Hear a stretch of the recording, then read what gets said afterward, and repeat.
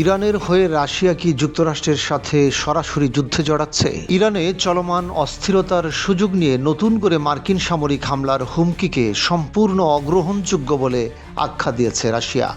ক্রেমলিনের পক্ষ থেকে সাফ জানিয়ে দেওয়া হয়েছে, তেহরানের উপর যে কোনো ধরনের সামরিক আগ্রাসন মধ্যপ্রাচ্য সহ বৈশ্বিক নিরাপত্তার জন্য ভয়াবহ বিপর্যয় ডেকে আনবে। মঙ্গলবার রাশিয়ার পররাষ্ট্র মন্ত্রণালয়ের এক বিবৃতিতে এই কড়া সতর্কবার্তা দেওয়া হয়।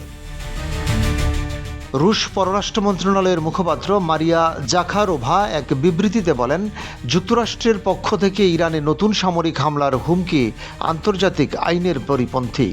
গত বছর জুনে ইরানের 3টি পারমাণবিক স্থাপনায় মার্কিন বিমান হামলার পুনরাবৃত্তি ঘটলে গোটা মধ্যপ্রাচ্য অঞ্চল অস্থিতিশীল হয়ে পড়বে।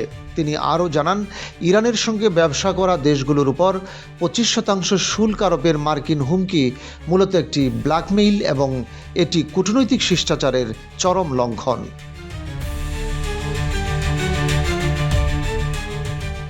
এদিকে মার্কিন প্রেসিডেন্ট ডোনাল্ড ট্রাম্প তার নিজস্ব সামাজিক যোগাযোগ মাধ্যম ট্রুথ সোশ্যালে সরাসরি ইরানি বিক্ষোভকারীদের আন্দোলন চালিয়ে যাওয়ার এবং সরকারি প্রতিষ্ঠানগুলোর নিয়ন্ত্রণ নেওয়ার আহ্বান জানিয়েছেন।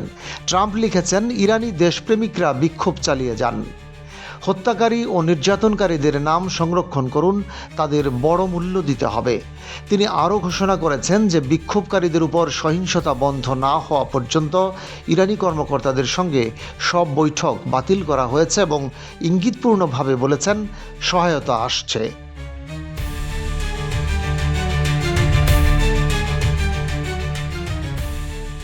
বিক্ষোভ স্তিমিত হচ্ছে। ইরানের অভ্যন্তরীণ পরিস্থিতি নিয়ে পশ্চিমা দেশগুলোর সঙ্গে দ্বিমত পোষণ করে মারিয়া জাখারোভা দাবি করেন, ইরানে চলা আন্দোলনগুলো কৃত্রিমভাবে উস্কে দেওয়া হয়েছে।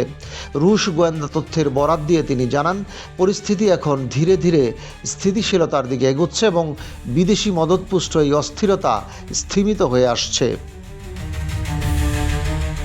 আন্তর্জাতিক বিশ্লেষকদের মতে ট্রাম্পের সহায়তা আসছে এমন মন্তব্য এবং রাশিয়ার ভয়াবহ পরিণতির হুমকি ইরানকে কেন্দ্র করে দুই পরাশক্তির মধ্যে সরাসরি সামরিক সংঘাতের শঙ্কা বাড়িয়ে দিয়েছে।